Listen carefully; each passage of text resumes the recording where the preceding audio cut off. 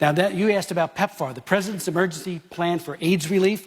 I was one of the co-sponsors of it in 2003. The great Henry Hyde, the finest pro-life lawmaker who ever lived, he was the prime sponsor.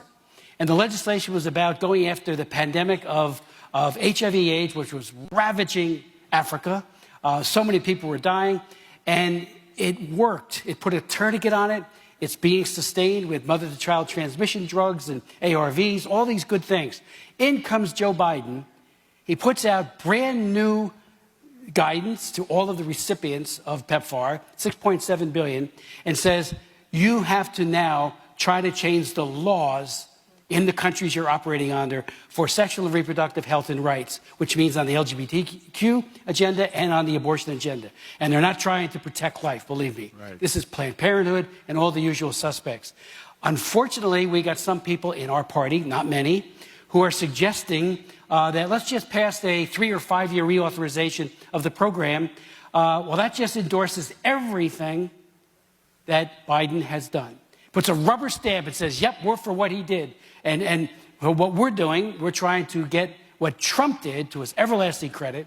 President Trump did the Protecting Life and Global Health Assistance policy, which was an updated and expanded Mexico City policy that said that any organization that receives federal funds for global health, anyone, they can't perform or promote abortions in those countries, even with their own money. And the idea behind that is if we really care about the unborn child and their mothers, because they're co-victims of abortion, we care just as much about that mom, yes, as you all know, you all do as well.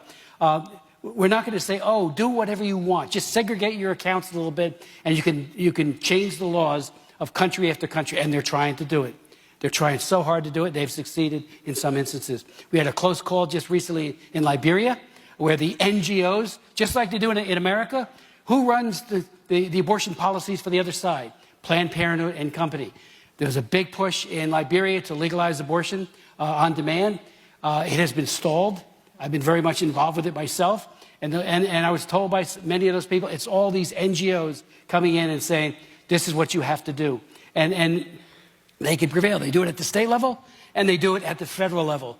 So for us on the Republican side, pro-life side, to give Biden 3 or 5 years, we're going to give him 1 through the appropriations process. Mario Diaz-Balart, God bless him, wrote an excellent foreign aid appropriations bill that incorporates Mexico City and a lot of other pro-life policies.